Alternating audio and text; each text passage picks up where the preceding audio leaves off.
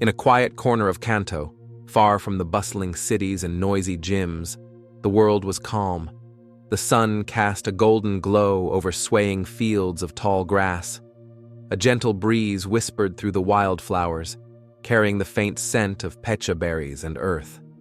Here, life moved slowly.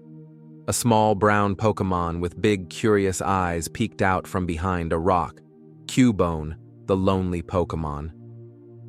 At its side stood a larger figure, Marowak, Cubone's mother. In this peaceful dawn light, mother and child were starting their day together.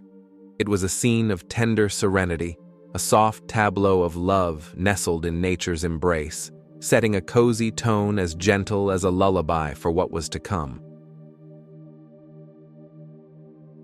Cubone chirruped softly as it followed its mother through the dew-kissed grass. Marowak led the way with patient steps, her thick tail swaying and the bone club in her hand acting as both tool and toy. In these early mornings, she would show Cubone how to find food buried beneath the soft soil, root vegetables and crisp berries hidden just under the surface. With a loving nudge, she encouraged Cubone to dig with its tiny claws. Cubone mimicked her movements clumsily, earning a proud, warm gaze from its mother when it managed to uproot a small tuber. Each shared success was met with a happy trill from Cubone and a gentle, approving rumble from Marowak.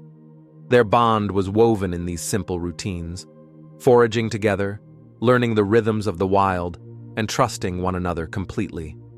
Marowak was a vigilant mother. As Cubone gnawed on breakfast, she kept watch, her stance alert but relaxed. A wild Pidgey fluttered down nearby, pecking at the ground, and Cubone's eyes widened in wonder. Marowak chuckled softly, a low, husky sound, and tapped Cubone's shoulder as if to say, "It's okay, that one's a friend." The tiny Pokémon reached out to wave its little bone club hello, and the Pidgey gave a friendly chirp before flitting away. These were peaceful days, filled with small adventures under Marowak's gentle guidance. Cubone felt safe, deeply safe, wrapped in the love of its mother. Every sunset, Marowak would tuck Cubone close under her arm, and the two would watch the orange sky fade to dusk. Cubone would listen to the steady sound of Marowak's heartbeat as night fell, feeling warm and secure. If the stars came out and Cubone still couldn't sleep, Marowak would hum softly, a quiet murmur that reverberated in her chest, until Cubone's eyes grew heavy. Never could Cubone have imagined a world without this comfort. Day by day, Cubone grew a little braver and a little stronger under Marowak's care. The wilderness of Kanto became their playground and classroom. In the shadow of distant mountains, through the tangle of forests and clear streams, Cubone learned how to survive. Marowak taught by example, how to crack open tough apricorns with a well-placed swing of a bone, how to listen for the rustling of predators in the brush, and how to find the safest path down a rocky hill. One warm afternoon, they ventured further than usual, climbing a gentle slope dotted with orchids and tall ferns. From the hill's crest, the panorama of Kanto spread out before them. To the south, shimmering in the distance, lay the sleepy roofs of Lavender Town, a place they seldom went, but always felt drawn to. To the west, Cubone could just make out the outline of great trees that marked Viridian Forest, and beyond that, faint smudges of cities where humans lived. But here in the wild, it was just mother, child, and the land. Kanto itself felt alive around them. The crooning of distant Pokémon carried over the fields. The rustle of wind through leaves sounded like whispered encouragement. Cubone felt as if the land was a friend watching over them. Marowak closed her eyes and lifted her nose to the breeze, as if greeting the spirit of the world itself, and Cubone copied her, inhaling the myriad scents of grass, water, and wild Pokémon. In that moment, the environment was as much a character in their story as they were, a benevolent presence that cradled them in endless green. But Kanto's wilds held dangers as well. Marowak demonstrated how to spot footprints along the riverbank, telling signs that larger Pokémon had passed in the night. She pointed out claw marks on a tree trunk, marks left by an irritable Spearow or perhaps something bigger. Cubone learned when to be curious and when to be cautious. When a sudden movement in the bushes startled Cubone one day, it scampered back to Marowak in fright. Marowak stepped forward, protectively raising her bone club, only for a harmless oddish to pop out, shaking pollen from its leaves. Cubone's racing heart slowed, and it managed a shy laugh at its own fear. Marowak patted Cubone's head gently. "Don't worry," that pat seemed to say. "I'm here." In these lessons of the wild, Cubone understood that while the world could be uncertain, it was never alone with its mother by its side. As the sun dipped low one autumn evening, a chill crept into the air. The sky burned orange and red, the tall grass casting long shadows. Marowak and Cubone were on their way back to their burrow near Lavender's outskirts, arms filled with berries gathered for supper. Cubone skipped ahead, eager to show a particularly shiny pebble it had found, when Marowak suddenly froze. Her nostrils flared, catching an unfamiliar scent, a hint of smoke and something acrid. The peaceful chorus of crickets fell silent. Even the wind seemed to hold its breath. Cubone looked back at its mother, sensing the change. Marowak's eyes narrowed, scanning the darkening horizon. For the first time, Cubone saw unease on her face. They continued cautiously, Marowak now walking close, one protective arm hovering near Cubone. Dusk settled, and with it, an unnatural stillness. Passing through a thicket, they came upon a scene that made Marowak tense. Broken branches, scattered feathers, and the lingering scent of fear. It was as if some struggle had taken place here not long ago.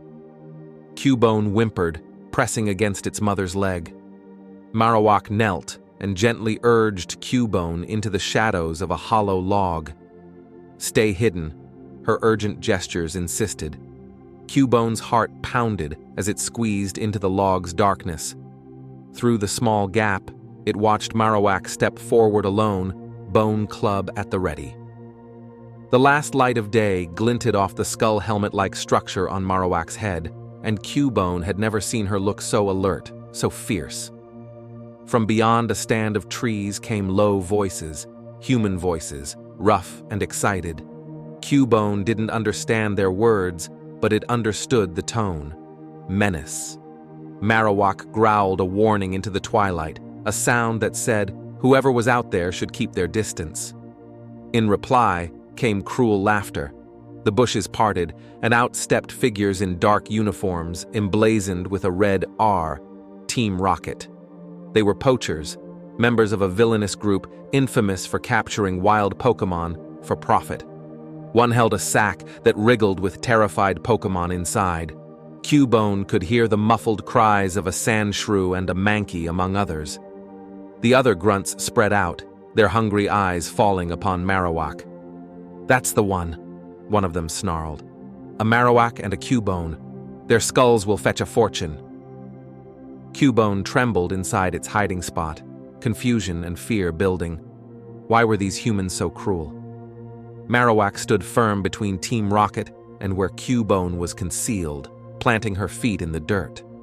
She swung her bone club in a wide arc, issuing a final warning. The poachers were not deterred. With a command, one grunt sent out a Golbat, its leathery wings unfurling with a screech.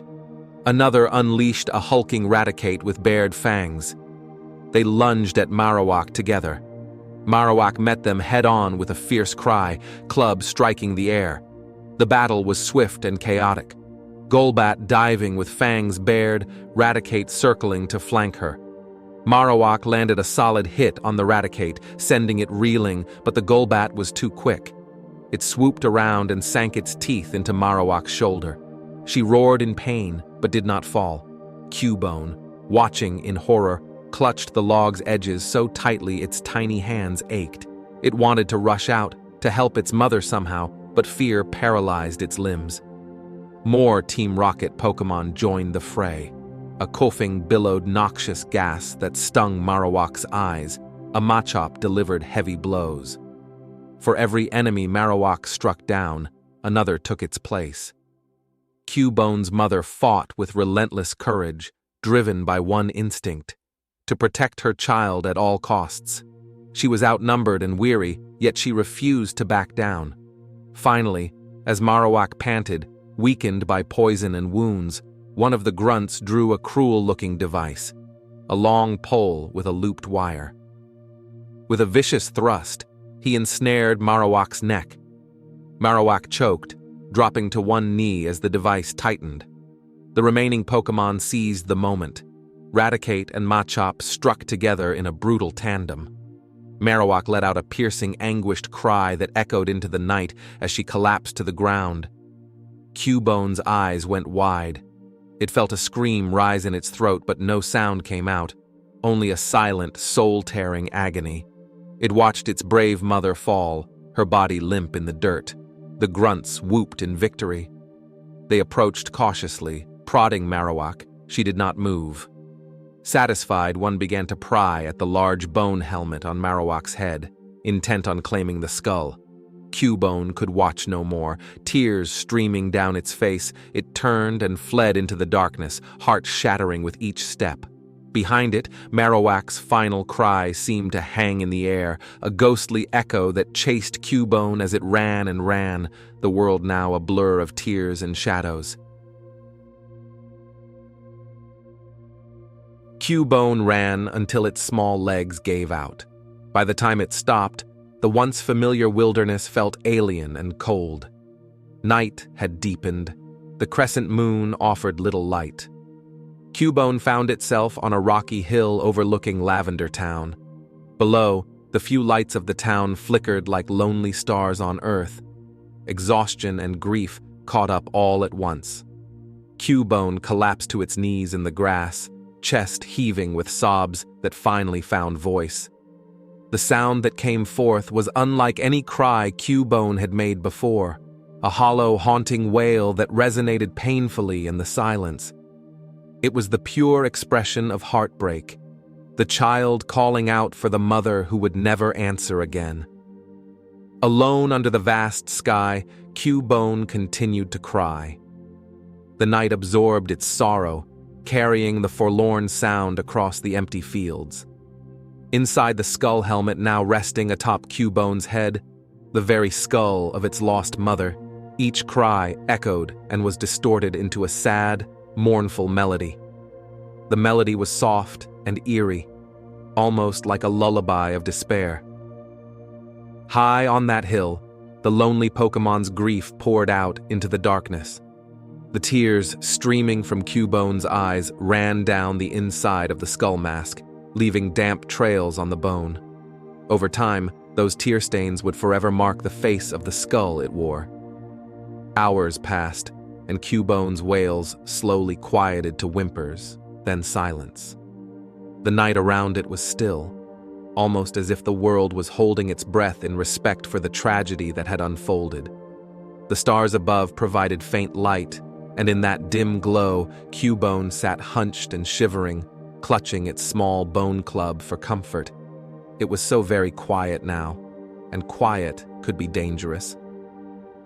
Cubone remembered its mother's teachings: never cry too loud out in the wild at night. Predators listen for such sounds. Indeed, lore whispered of fearsome mandibuzz that would use the sobs of a Cubone to track it through the dark. With a sniffle, Cubone pressed both tiny hands over the mouth of its skull helmet, stifling its sobs. Even in despair, some instinct of survival kicked in.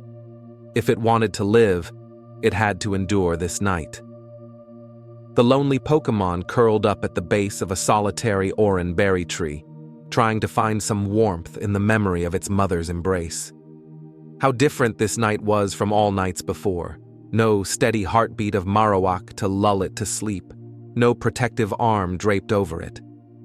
Only the cold skull helmet, which was both a relic of its loss and, strangely, the only comfort it had left. Cubone closed its eyes tightly, tears seeping from beneath its mask, and finally drifted into a troubled sleep on the hard ground. In Cubone's dreams, its mother was there. They were back in the sunny meadow, Marowak standing on that hill crest against the blue sky. Cubone ran to her, and she scooped it up as she always did. But when Cubone looked up at her face, the dream shifted. Marowak's form began to fade, turning to silvery light. Cubone reached out desperately, but she was gone, replaced by the tall silhouette of a tower and the distant echo of a ghostly cry. Cubone awoke with a start, the dawn light pale and gray, its heart pounded with loneliness. There was a new urge now, a faint pull in Cubone's chest. It gazed down at Lavender Town, where the Pokémon Tower rose like a somber guardian over the village. Something in that place called to Cubone, perhaps the lingering presence of its mother's spirit, or simply the need to find closure where so many souls of Pokémon found theirs. With nothing left but the bone in its hand and the skull upon its head, Cubone set its weary eyes on Lavender Town and slowly began to trudge toward it, one small step at a time. The path to Lavender Town was lined with weathered stone markers and sparse trees that seemed to bow toward the road. As Cubone approached the town's outskirts, the air itself felt different, heavier yet gentle.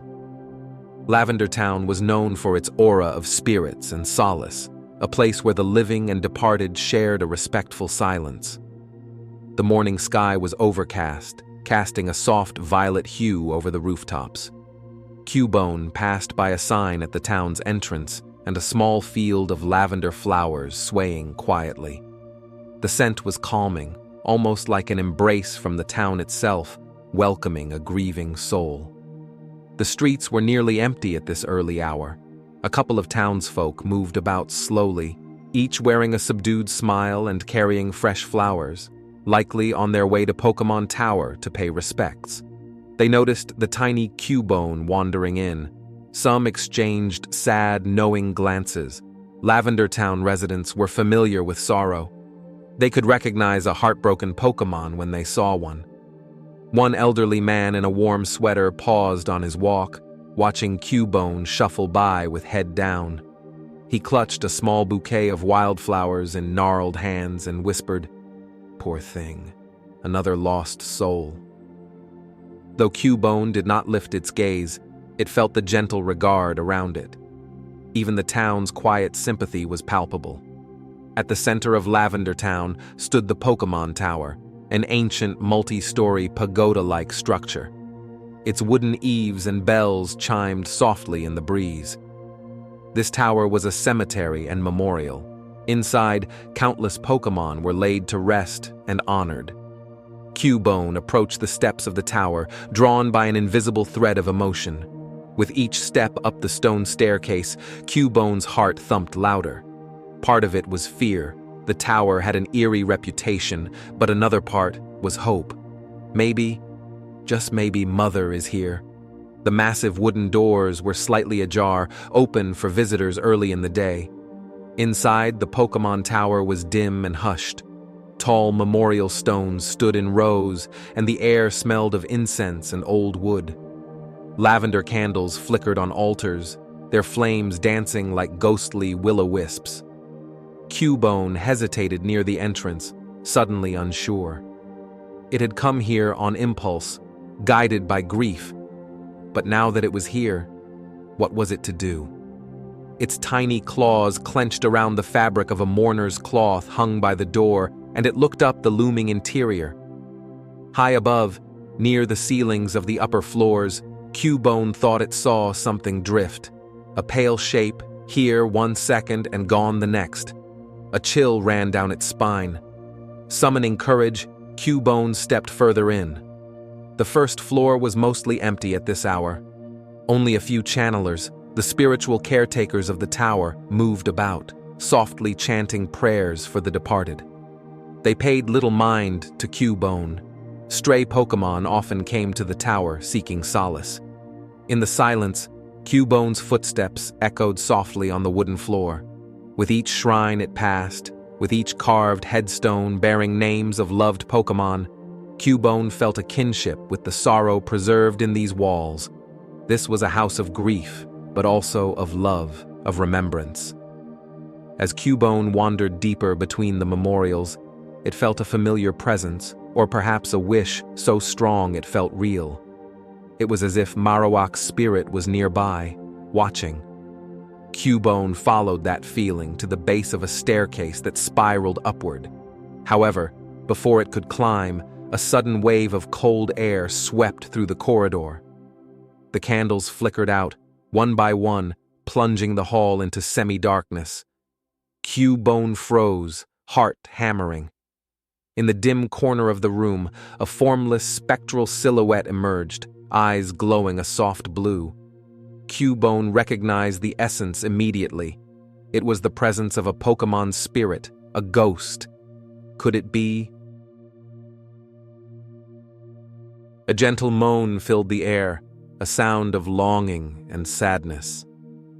The spectral figure drifted closer, and as it came into a shaft of weak light from a high window, its shape clarified slightly. It was a Marowak, but translucent and shimmering, as though made of fog and moonlight. Cubone's breath caught. This was her, Cubone's mother, or what remained of her spirit in this world. The ghost Marowak gazed down at Cubone, sorrow and love reflected in her spectral eyes. Cubone stepped forward, tears already welling up again, but these tears were different from the despair of the previous night. They were a mix of overwhelming sadness and relief that at least for a moment it could see her again. Ma. Cubone's voice cracked, trembling. It reached out a small hand, unsure if one can even touch a ghost. The ghost Marowak tilted her head softly. She did not speak in words. Perhaps she couldn't. But Cubone felt her response in its heart. The mother's spirit knelt down, coming closer to Cubone's level. For a heartbeat, Cubone felt a familiar warmth, as if an invisible embrace encircled it. Visions drifted through Cubone's mind, or maybe they were memories surfacing, the days of running in the field, the nights under the stars, Marowak's eyes gleaming with pride as Cubone mastered a new skill, her arms sheltering Cubone during a thunderstorm. Cubone hiccuped a sob. "I'm sorry. I was so scared," it seemed to say with its eyes. The ghost Marowak gently bowed her head. Right where a brutal wound had felled her, Cubone saw now only a faint scar of light. There was no anger in her expression, only compassion and an urging, "It's not your fault, my child." All around, the air seemed to hum. The other spirits of the tower, sensing this poignant reunion, kept a respectful distance. Even the channelers in the tower felt something and paused their chants, looking around perplexed at the sudden stillness that blanketed the area. In that stillness, mother and child communed beyond words. Cubone's tears fell freely, pattering on the wooden floor. The Marowak ghost reached out an ethereal hand and, whether by the mysticism of this sacred place or the sheer force of a mother's love, Cubone felt it, a tender touch on its cheek through the skull mask. For the first time since the tragedy, Cubone's sobs began to ease. Its breathing steadied. The hollow ache in its chest, while not gone, started to fill with something new. The understanding that its mother's love had never left, and never would. Cubone mustered a trembling smile at the ghost. "Mother," it whispered. Marowak's spirit nodded slowly, and though her spectral face couldn't physically smile, Cubone felt the warmth of one. But Cubone also saw that the ghostly form flickered at the edges. This reunion could not last forever. Marowak's spirit was lingering because of unfinished business, protecting Cubone. And now, Cubone was here, safe in the tower. It was time for her to rest. The ghost Marowak stood up slowly, her form becoming a bit brighter, more diffuse. She looked upward, toward the higher floors and beyond, as if hearing a distant call. Cubone panicked for a moment and reached out, not yet ready to let go. Sensing this, the spirit bent down once more and projected a feeling, a gentle reassurance, like a lullaby in emotion form, telling Cubone, "I will always be with you when you need me. Be strong, my child." Cubone sniffled and wiped its eyes. Deep inside, it knew the truth. To love someone sometimes means to let their spirit go free. With what felt like a final hug, an enveloping warmth that Cubone would carry in its soul forever, the ghost Marowak slowly drifted back. She raised one hand in a farewell wave, and Cubone lifted its little hand in return, albeit clumsily. A soft light began to emanate from the spirit, growing brighter. Cubone had to squint as the brilliance intensified, painting the tower's insides in pure white glow. Within that light, the outline of Marowak's spirit started ascending, floating higher and higher. Cubone stumbled forward a step, wanting to follow, but a gentle force held it in place. It understood. This path was not for the living. It watched, heart aching but also swelling with love, as its mother's spirit rose upwards, ascending to the afterlife beyond this world. As the light reached the ceiling and began to fade, a final musical echo trickled down, the same comforting humming Marowak used to do to lull Cubone to sleep.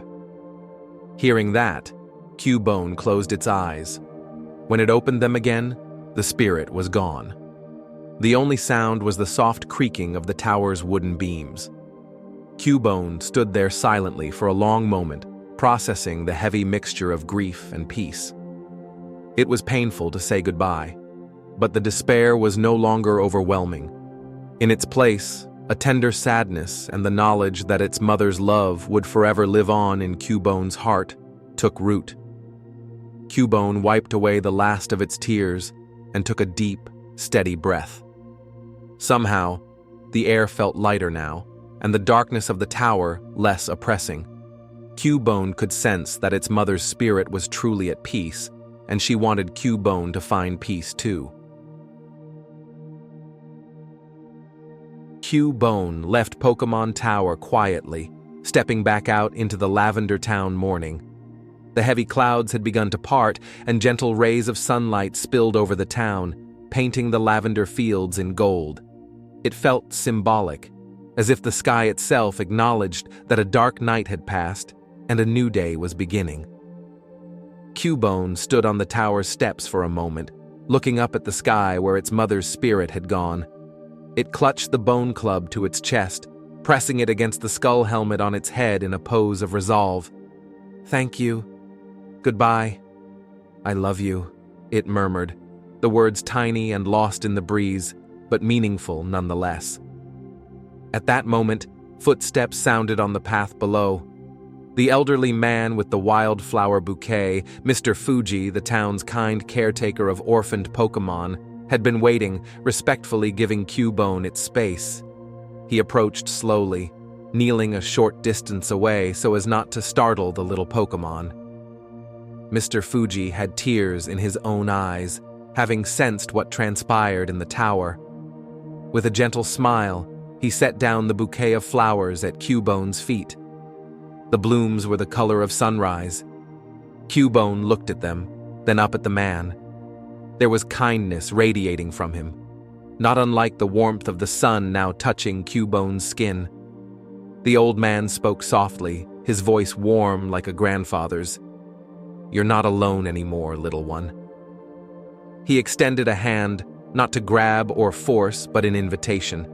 Cubone felt a flicker of uncertainty. It had never interacted closely with a human before. But something about this man felt safe. It remembered the vision of its mother, encouraging it to be strong and carry on. Cubone stepped forward hesitantly and touched Mr. Fuji's hand with its tiny paw. The old man gently patted Cubone's arm. In silence, he then scooped up the Cubone with surprising tenderness and cradled it as if it were the most precious thing in the world. Cubone tensed at first, but soon realized this embrace felt different from its mother's, yet still full of care. Exhausted and emotionally drained, Cubone allowed itself to be held. Mr. Fuji carried Cubone through the town to a modest cottage known as the Lavender Volunteer Pokémon House, a safe home he had established for Pokémon without families. Inside, the air was warm and filled with the soft chatter of other Pokémon and the smell of hearty stew cooking. A Shancy in a kitchen apron peered out curiously and smiled. In the cozy interior, a few orphaned Pokémon played or rested. A wounded Growlithe with a bandaged paw lay by the fireplace, and two little Eevee chased each other around a plush cushion. This was a place of healing and comfort. Mr. Fuji sat Cubone down on a thick, cushioned mat by the hearth. The wooden floors and walls of the Pokémon house exuded a golden glow in the firelight. A knitted blanket, warm and soft, was draped over Cubone's shoulders. For the first time in what felt like ages, though it had only been a day, Cubone felt the knot of tension in its body begin to loosen. It was safe here. That evening, after a nourishing meal and gentle checkups by Mr. Fuji to treat the scrapes Cubone got during its escape, Cubone found itself lying on the soft cushion, staring into the crackling fireplace. The flames danced and flickered, their reflection shimmering in Cubone's glossy eyes. Each pop of the fire and each distant giggle of another Pokémon felt like a lullaby of life carrying on. As Cubone's eyes grew heavy, it thought of its mother. Instead of pain, this time the thought brought a sad smile. It remembered Marowak's humming and found itself humming that same tune under its breath. The other Pokémon in the house listened to the quiet melody.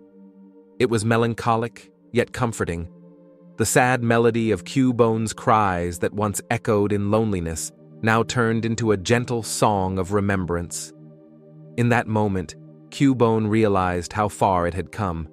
From the darkest despair to a warm room filled with new friends and caring hearts. It was still the lonely Pokémon, but perhaps not forever. Later that night, as everyone in the Pokémon house slept and the last embers in the fireplace glowed softly, a subtle change came over Cubone.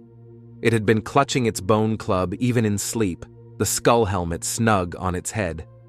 Under the silver light of the moon filtering through the window, Cubone's form began to glow with a pearly luminescence.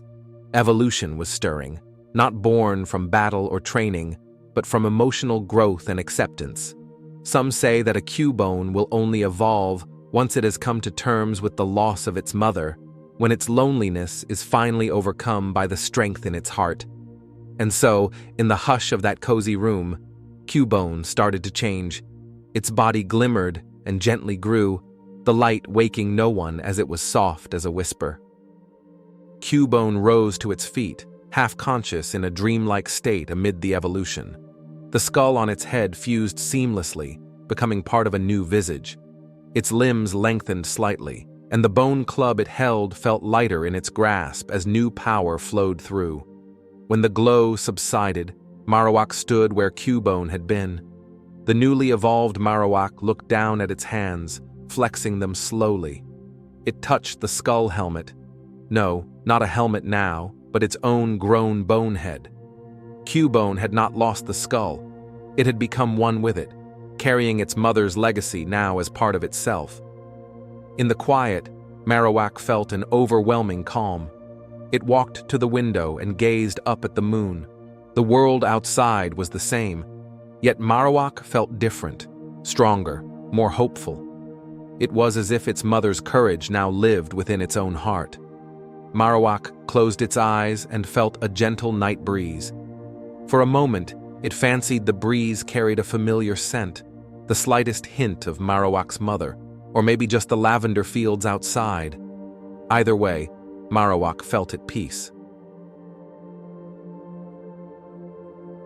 Morning came softly to Lavender Town, with golden sunlight creeping through the curtains of the Pokémon house. The other Pokémon stirred and stretched one by one.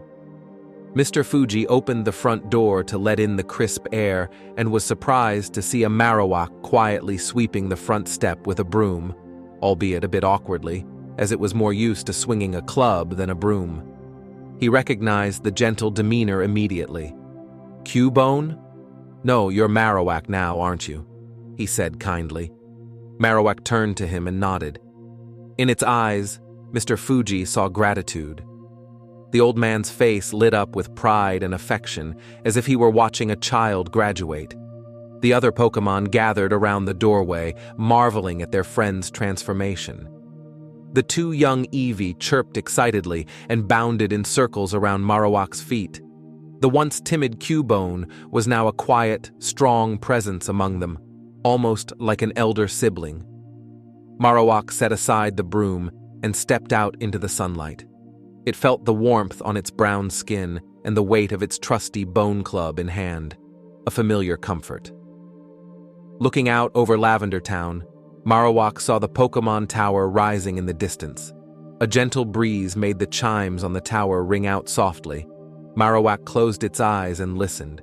Perhaps it was imagination, or perhaps something more, but in the chime it almost thought it heard a distant voice. "I am proud of you." Marowak smiled, a small, barely perceptible upturn at the corners of its mouth, visible only because Mr. Fuji was watching closely for it.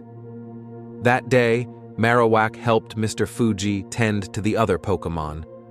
It passed a ball back to the Growlithe to play fetch, guided the smaller Eevee away from mischief, and helped Chansey stir a pot of stew, using its bone as a very efficient spoon to Chansey's giggling delight.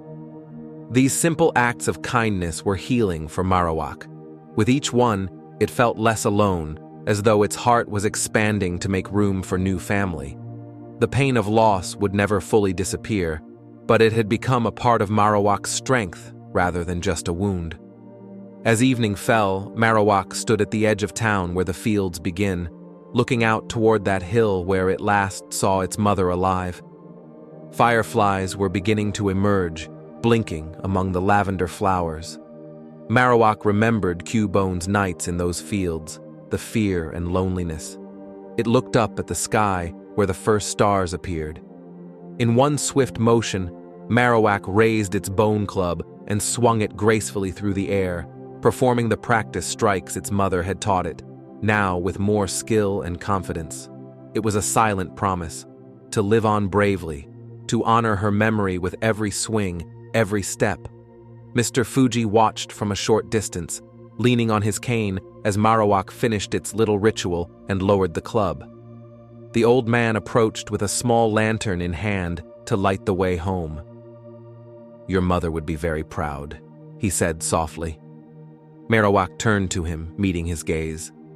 Though Marowak could not speak human language, in its eyes shone a determination and gentleness that spoke volumes. It walked back with Mr. Fuji toward the Pokémon house, lantern light dancing alongside their shadows. Before going in, Marowak paused once more and glanced back at the tower in the moonlight. It felt no fear or heavy grief this time, only a fond sadness and a connection that transcended death. Lavender Town's famous eeriness now felt to Marowak like comfort. This was the place that would forever hold its mother's memory, and at the same time, it was the place that had given Marowak a new beginning. That night, as the town settled into quiet and a soft lullaby played on the radio in Mr. Fuji's home, a tune dedicated to all grieving Pokémon finding peace, Marowak curled up on its cushion. An Eevee snuggled against its side, and Marowak draped a careful arm around the little fluffy friend. Gazing out the window, Marowak watched the moon, the same moon it had cried under not long ago. Now its heart was fuller, heavy with memory, but also lifted by hope. In the silence, Marowak closed its eyes and listened within. If it concentrated, it could still hear the faint echo of its mother's hummed lullaby, not a cry of sadness anymore, but a gentle music in its soul. With that sweet comfort enveloping it, Marowak drifted into a peaceful sleep. Tonight there were no nightmares, only warm dreams, dreams of running through sunlit fields with friends by its side and a loving guardian watching from afar. Cubone's journey, from a carefree child of the wild through tragedy and loneliness to healing and growth, had come full circle. The little lonely Pokémon had faced the darkest of nights and emerged into a new dawn, carrying the love of its mother in its very bones.